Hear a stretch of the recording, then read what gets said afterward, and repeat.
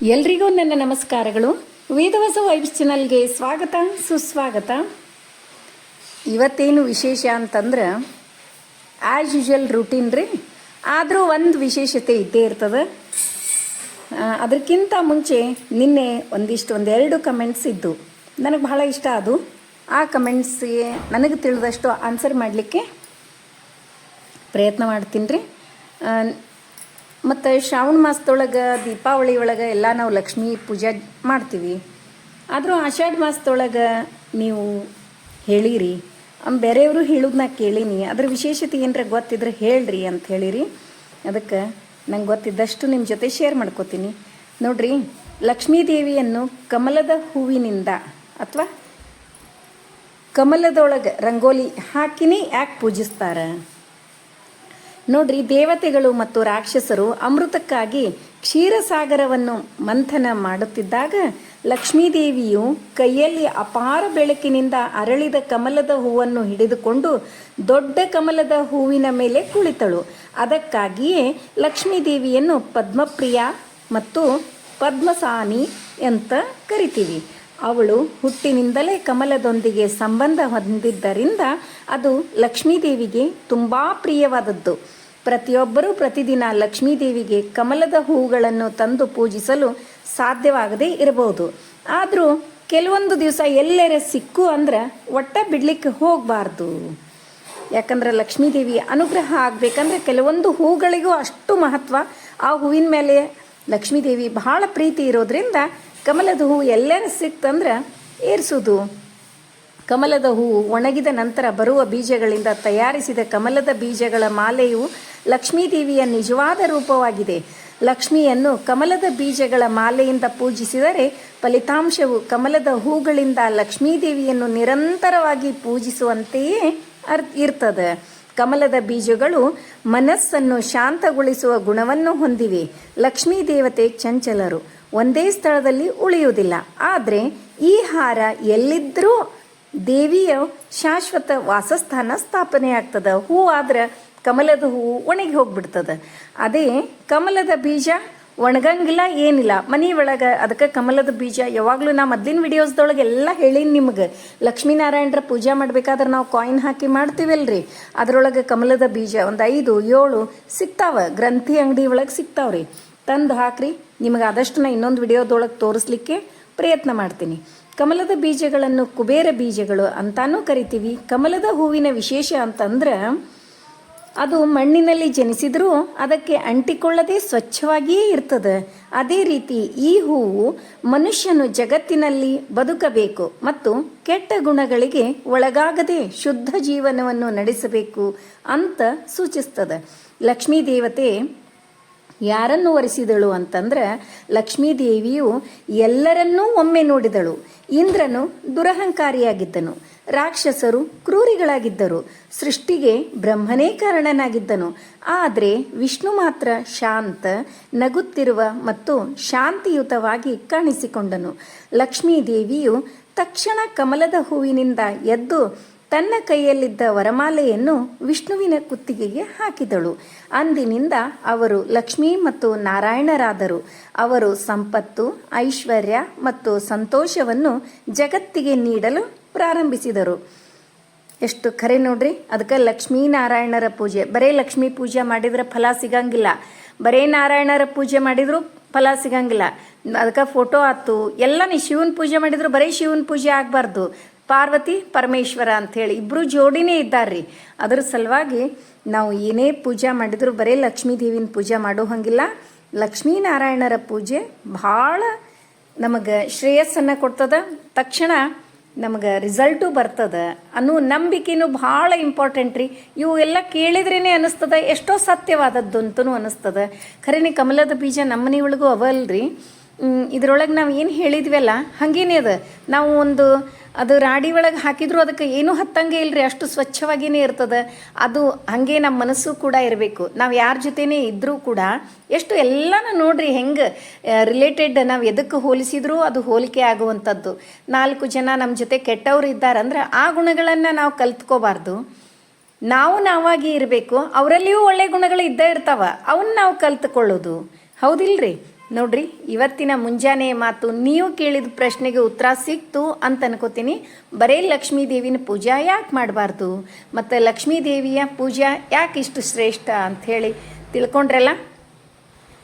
ಇವತ್ತಿನ ರಂಗೋಲಿ ಎಲ್ರಿಗೂ ಇಷ್ಟ ಆಯಿತು ಅಂತ ಅನ್ಕೋತೀನಿ. ಮಳೆಗಾಲ, ನಮ್ಮಲ್ಲಿ ಮಳೆ ನೋಡ್ರಿ ಸಾಯಂಕಾಲ ಬರ್ತದೆ ಮತ್ತು ಮುಂಜಾನೆ ಅಂತೂ ಇರಂಗಿಲ್ಲ. ಖುಷಿ ಆಗ್ತದೆ ರಂಗೋಲಿ ಹಾಕಲಿಕ್ಕೆ. ಲಾಸ್ಟ್ ಇಯರ್ ನೋಡಿದ್ರಲ್ಲ, ಅದೇ ಜಸ್ಟ್ ರಂಗೋಲಿ ಹಾಕ್ತಿರ್ತಿದ್ದೆ, ಹನಿ ಹನಿ ಹನಿ ಸ್ಟಾರ್ಟ್ ಆಗಿಬಿಡ್ತಿತ್ತು. ಅವಾಗ ಏನು ಅನ್ಸುದ್ರಿ, ದೊಡ್ಡ ರಂಗೋಲಿ ಹಾಕಬಾರ್ದು, ಈಗ ಮಳೆ ಹೋಗ್ಬಿಡ್ತಾ ಅಂದರೂ ಕೂಡ ಮತ್ತೆ ಹಾಕೋತ ಅದು ಹೆಂಗೋ ದೊಡ್ಡ ರಂಗೋಲಿನೇ ಆಗಿಬಿಡ್ತಿತ್ತು ನೋಡ್ರಿ. ಈಗ 5:30 ಆಗ್ಯದಂದ್ರೂ ಇಷ್ಟು ಬೆಳಕದ. ಇಷ್ಟಾದಮೇಲೆ ದಿನನಿತ್ಯದ ಸ್ತೋತ್ರಗಳು, ರಂಗೋಲಿ ಇವಿಷ್ಟು ಮುಗಿಸ್ಕೊಂಡು ವಾಕಿಂಗ್ 6 ಗಂಟೆಗೆ ವಾಕಿಂಗ್ ಹೋಗ್ತೀವಿ. 6 ಗಂಟೆ ಅಂದರೆ ಎಲ್ಲ ಆಗಿಬಿಟ್ಟಿರ್ತದೆ ರೀ ಆಲ್ಮೋಸ್ಟ್. ಬಂದ ಮೇಲೆ ಏನದ ಗಂಜಿ ಎಲ್ಲ ಮಾಡಿ ಕುಡಿದು ಮತ್ತು ಅಡುಗೆ 1 ಅವರ್ ಒಳಗೆ ಅಂದ್ರೆ 8:30 ಪೌಣೆ 9 ಅನ್ನೋದಕ್ಕೆ ಅಡುಗೆ ಆಗಿರ್ತದೆ. ಒಬ್ಬೊಬ್ಬರೇ ಕಾಲೇಜಕ್ಕೆ, ಸ್ಕೂಲಿಗೆ, ನಾನು 9:30ಗೆ ಹೋಗಲಿಕ್ಕೆ ಸ್ಟಾರ್ಟ್ ಆಗ್ತದೆ ನೋಡ್ರಿ. ಇಷ್ಟು ಇವತ್ತಿನ ಮುಂಜಾನೆಯ ದಿನಚರಿ. ಇನ್ನು ಅಡುಗೆ ಏನು ಸ್ಪೆಷಲ್, ನಿನ್ನೆ ಯಾಕೆ ಸ್ಪೆಷಲ್ ಅಂತ ಆಲ್ಮೋಸ್ಟ್ ಎಲ್ಲರೂ ವಿಶ್ ಮಾಡಿರಿ. ಥ್ಯಾಂಕ್ಸ್ ರೀ, ಥ್ಯಾಂಕ್ಸ್ ಅಲಾಟ್. ನಿಮ್ಮ ಆಶೀರ್ವಾದ, ನಿಮ್ಮ ಪ್ರೀತಿಯ ಮಾತುಗಳು ನನಗೆ ದೊಡ್ಡ ಉಡುಗೊರೆ. ನಂಗೆ ಭಾಳ ಅಂದ್ರೆ ಭಾಳ ಖುಷಿ ಆಗ್ತದೆ. Thank you very much. ಯಾರೋ ಹಂಗೆ ಮೆಸೇಜ್ ಮಾಡಿಬಿಟ್ಟಾರ ಬರ್ತ್ಡೇ ಅಂಥೇಳಿ. ನಿಮಗೆಲ್ರಿಗೂ ಗುರ್ತಾಯಿತು. ಆ್ಯಕ್ಚುಲಿ ನಾನು ನನ್ನ ಮಕ್ಕಳಿಗೆ ಅದೇನು ಇದನ್ನು ಇಡ್ಲಿಕ್ಕೆ ಹೋಗಬೇಡ್ರಿ ಅಂತ ಹೇಳಿದ್ದೆ. ಸ್ಟೇಟಸ್ ಅದು ಇಟ್ಟರೆ ಒಬ್ರಿಗೊಬ್ರು ಗೊತ್ತಾಗಿ ಎಲ್ಲ ವಿಷಯ ಮತ್ತೆ ಸ್ಟಾರ್ಟ್ ಆಗ್ತದೆ ಅಂಥೇಳಿ. ನಂಗೆ ಬರ್ತ್ಡೇ ಅದೆಲ್ಲ ಆದ್ರೆ ಮಕ್ಕಳು ಕೇಳಂಗಿಲ್ಲ. ಎಲ್ಲರ ಮನೆಯೊಳಗೂ ಹಂಗೆ ಎಲ್ಲರ ಮಕ್ಕಳು ಸೆಲೆಬ್ರೇಷನ್ ಮಾಡೋಣ ಅಂತಾರೆ. ಹಾಗಾಗಿ ಮಾಡಿದರು. ನಮ್ಮ ಸ್ಕೂಲ್ ಒಳಗೂ ಟೀಚರ್ಸಿಗೆ ನಾ ಥ್ಯಾಂಕ್ಸ್ ಹೇಳಲಿಕ್ಕೆ ಇಷ್ಟಪಡ್ತೀನಿ. ಯಾಕಂದ್ರೆ ಪಾಪ ಅವರು ನನ್ನ ಮಗಳ ಸ್ಟೇಟಸ್ ನೋಡಿ ಬಹಳ ಚಂದ ಅರೇಂಜ್ ಮಾಡಿದ್ರು. ನಂಗೆ ಒಂಥರಾನೇ ಅವ್ರಿಗೆ ಏನು ಹೇಳಬೇಕು ಅರ್ಥ ಆಗಲೇ ಇಲ್ಲರಿ. ಒಂದು ಖುಷಿ. ಯಾಕಂದರೆ ಇಷ್ಟು ವರ್ಷನಾಗ ಅದು ಫಸ್ಟ್ ಟೈಮ್ ನಾ ಆ ಟೈಪ್ ಸೆಲೆಬ್ರೇಷನ್. ಅದಕ್ಕೆ ಅವ್ರಿಗೆಲ್ರಿಗೂ ನಾ ಈ ವಿಡಿಯೋ ಮೂಲಕ ಥ್ಯಾಂಕ್ಸ್ ಹೇಳಲಿಕ್ಕೆ ಇಷ್ಟಪಡ್ತೀನಿ. ಮತ್ತು ಬರ್ತ್ಡೇ ಸ್ಪೆಷಲ್ ಏನಾದರೂ ಮಾಡಮ್ಮ ಅಂತಂದರು. ಈಗ ನೋಡ್ಲಿಕ್ಕತ್ತದ್ದು ನಿನ್ನೆ ಸಾಯಂಕಾಲದ ವಿಡಿಯೋ ರೀ. ಏನರ ಮಾಡು ಅಂದ ಕೂಡಲೇ ಏನು ಮಾಡಲಿ, ನಮ್ಮ ಮನೆಯವ್ರು ಅಂದರು ಸ್ವೀಟ್ ಅಂತೂ ಬೇಡ, ಖಾರ ಏನಾರ ಮಾಡು ಅಂದ ಕೂಡಲೇ ಬೆಳಗ್ಗೆ ಏನದ ಇವು ಕಡ್ಲಿ ಮತ್ತು ಒಂದು 4 ಬಟಾಟೆ ಕುದಿಸಿ ಇಟ್ಕೊಂಡಿದ್ದೀರಿ. ಬೆಳಗ್ಗೆನೇ ಕುದಿಸಿಟ್ಟಿದ್ದೆ. ಸಾಯಂಕಾಲ ಇದು ಮಾಡ್ಬೇಕಂತ ಹೇಳೇನೆ ಪ್ಲ್ಯಾನ್ ಇತ್ತು. ಯಾಕಂದ್ರೆ ನಮ್ಮ ಮನೆಯವ್ರನ್ನ ಖಾರನೇ ಮಾಡು ಮತ್ತು ಹುಡುಗರು ಬೆಳಗ್ಗೆನೇ ಸ್ಟಾರ್ಟ್ ಮಾಡಿದ್ರಲ್ರಿ, ಅದಕ್ಕೆ ಬೆಳಗ್ಗೆ ಇಷ್ಟು ಕುದಿಸಿ ಇಟ್ಟಿದ್ದೆ ನಾನು ಕಾಬೂಲಿ ಕಡ್ಲಿ ಇವನ್ನ. ಇನ್ನು ಸಾಯಂಕಾಲ ಏನು ಮಾಡ್ಲಿಕ್ತೀನಿ, ಈಗ ಮಾಡ್ಲಿಕ್ಕತ್ತದ್ದು ಸಾಯಂಕಾಲ. ಇದು ಬೆಳಗ್ಗೆ ಕುದಿಸಿ ಇಟ್ಕೊಂಡೀನಿ. ಸಾಯಂಕಾಲ ಎಲ್ಲ ಪಾಲಕ್ ಏನು ಮಾಡಿದೆ, ಮಿಕ್ಸಿಗೆ ಹಾಕ್ಕೊಂಡು ತೆಗೆದು ಅದರೊಳಗೆ ರುಚಿಗೆ ತಕ್ಕಷ್ಟು ಉಪ್ಪು ಮತ್ತು ಮೆಣಸಿನ್ಕಾಯಿನೂ ಹಾಕಿದ್ದೆ. ಹಾಗಾಗಿ ಅರಿಶಿನ ಪುಡಿ ಒಂಚೂರು ಹಾಕಿ ಅದರೊಳಗೆ ಎಷ್ಟು ಹಿಡಿಸ್ತದೋ ಅಷ್ಟು ಗೋಧಿ ಹಿಟ್ಟು ಮಾತ್ರ ಹಾಕಿ ಕಲಿಸಿ. ಏನು ಸ್ಪೆಷಲ್ ಮಾಡ್ಲಿಕ್ಕತ್ತೀನಿ ಅಂತೀರೇನ್ರಿ, ನೋಡಿದ್ರೇ ಗೊತ್ತಾಗ್ತದೆ. ಏನೋ ಸ್ಪೆಷಲ್ ಪುರಿ ಮಾಡ್ಲಿಕ್ಕತ್ತೀನಿ ರೀ. ನಮ್ಮ ಮನೆಯೊಳಗೆ ಪುರಿ ಅಂದ್ರೆ ಭಾಳ ಇಷ್ಟ ರೀ. ಯಾಕಂದ್ರೆ ನಾವು ಆಯ್ಲಿ ಜಾಸ್ತಿ ಮಾಡಂಗಿಲ್ಲ ಪುರಿ. ಹಾಗಾಗಿ ಪುರಿ ಮಾಡ್ಲಿಕ್ಕತ್ತೀನಿ ಅಂದ್ರೆ ಸಾಕು. ನಾನು ಅಂದೆ ಒಬ್ಬೊಬ್ರಿಗೆ 2 ಮಾಡಲಿ 3 ಮಾಡಲಿ ಅಂತ ಕೇಳಿದಿರಿ. ಈ ನಮಗೆ ಒಬ್ಬೊಬ್ಬರಿಗೆ 4-5 ಬೇಕು. ಸಣ್ಣ ಆದರೆ 5 ಬೇಕಂತ್ರಿ. ಸ್ವಲ್ಪ ದೊಡ್ಡ ಅದು ಅಂದರೆ 4 ಓಕೆ ಅಂತ ಹೇಳಿದರು. ಹಾಗಾಗಿ ನಾನೇನು ಮಾಡಿದೆ, ಒಬ್ಬೊಬ್ಬರಿಗೆ 5 ಲೆಕ್ಕ ಹಿಡಿದು ಮಾಡಿದೆ ನೋಡ್ರಿ. ಪಾಲಕ್ ಪುರಿ ಮತ್ತು ಭಾಜಿ ಹೆಂಗಾಗ್ಯದ ನೋಡ್ರಿ. ಸ್ವಲ್ಪ ಅಷ್ಟಾಗಿ ಡಿಫ್ರೆಂಟ್. ಈಗ ಯಾಕಂದ್ರೆ 3 ಸೂಡು ಪಾಲಕ್ ತೊಗೊಂಡು ಬಂದಿದ್ವಿ, ಭಾಳ ಆಗಿತ್ತದು. ಅದರೊಳಗೆ ಒಂದು ಅರ್ಧ ಇಟ್ಕೊಂಡೆ. ಅದನ್ನೇ ಈ ಕಾಬಾಲಿ ಕಡ್ಲಿ ಮತ್ತು ಬಟಾಟೆ ಏನು ಕುದಿಸಿಲ್ಲ ಅದನ್ನು ಪಾಲಕ್ ಪೇಸ್ಟ್ ಹಾಕಿ ಪಲ್ಯ ಮಾಡೀನಿ. ಖರ್ರೆ ಹೇಳ್ತೀನಿ ರೀ, ಭಾಳ ಅಂದ್ರೆ ಭಾಳ ಟೇಸ್ಟ್ ಆಗಿತ್ತು. ನೀವು ಕೂಡ ಅದನ್ನು ಪುರಿ ಮಾಡಿದಾಗ ಮಾಡಿ ನೋಡ್ರಿ. ನಮ್ಮ ಮಾವಾಗ ಭಾಳ ಇಷ್ಟ ಆತ್ರಿ. ಪುರಿ ಎಷ್ಟು ಟೇಸ್ಟ್ ಆಗ್ಯಾವ, ಏನಾರೇ ಹಾಕಿ ಮಾಡಿ ಅಂತಂದರು. ಆಮೇಲೆ ಪಲ್ಯನೂ ಭಾಳ ಇಷ್ಟ ಆಯ್ತು ರೀ ಅವರಿಗೆ. ಅವು ಯಾಕಂದರೆ ಮುಂಜಾನೆ ಕುದಿಸಿದ್ನಲ್ರಿ, ಹಾಗಾಗಿ ಸ್ಮೂತ್ ಆಗಿಬಿಟ್ಟಿದ್ದು.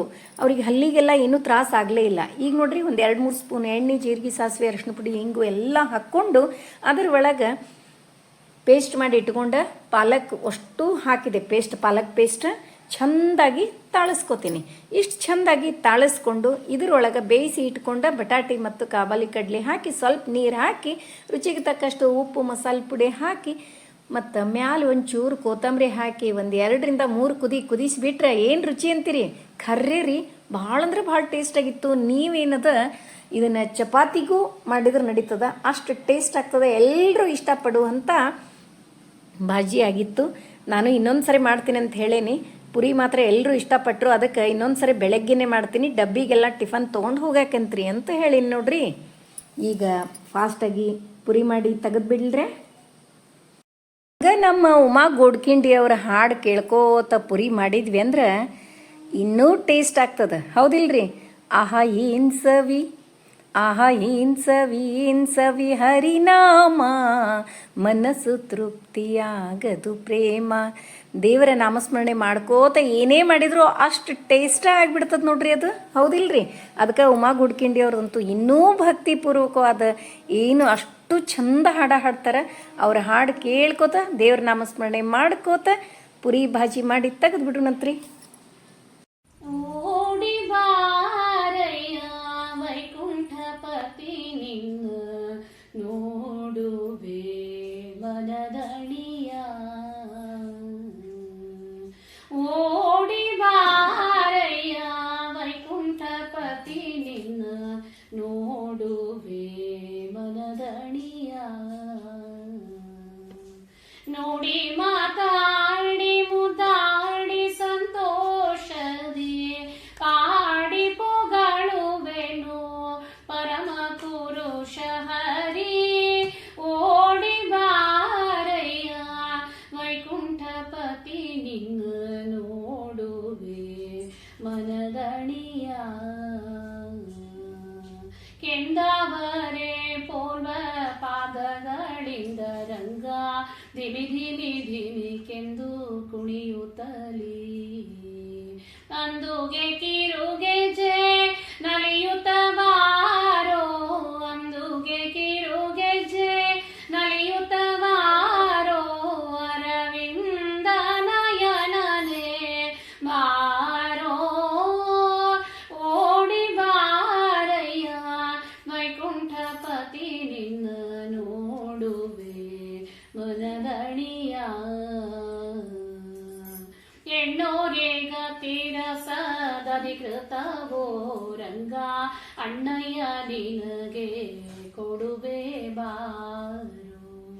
ಚಿನ್ನರ ಒಡನಾಟ ಸಾಕು ಬಿಡೋ ರಂಗ, ಚಿನ್ನರ ಒಡನಾಟ ಸಾಕು ಬಿಡೋ ರಂಗ. ಬೆಣ್ಣೆಯ ಮೇಲುವುದು ಬೇಡವೋ ಕಂದ.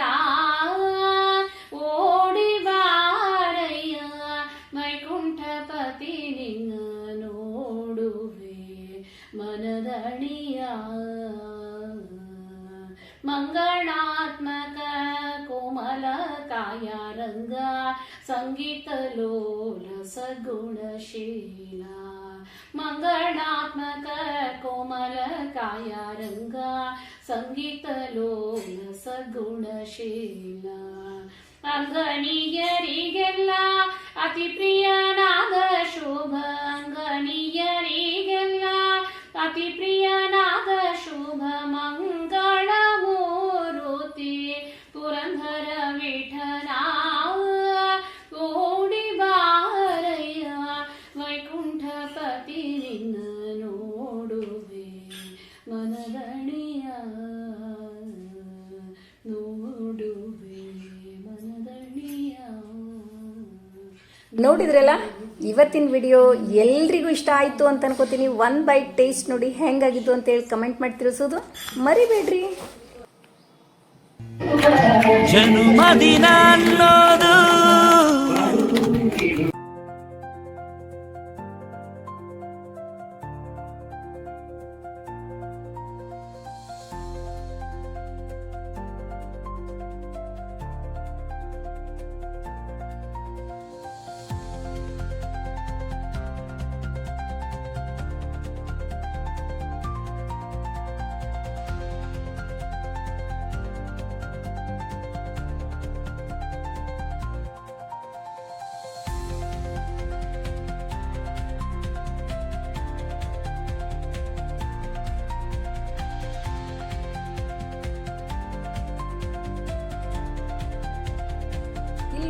ಸೆಲೆಬ್ರೇಷನ್ ಆ್ಯಕ್ಚುಲಿ ನಾವು ಒಟ್ಟು ಮಾಡ್ಕೊಳಂಗಿಲ್ಲ ರೀ, ಇಲ್ಲಿವರೆಗೂ ಇದೇ ಫಸ್ಟ್ ಟೈಮ್ ರೀ ನಮ್ಮದು.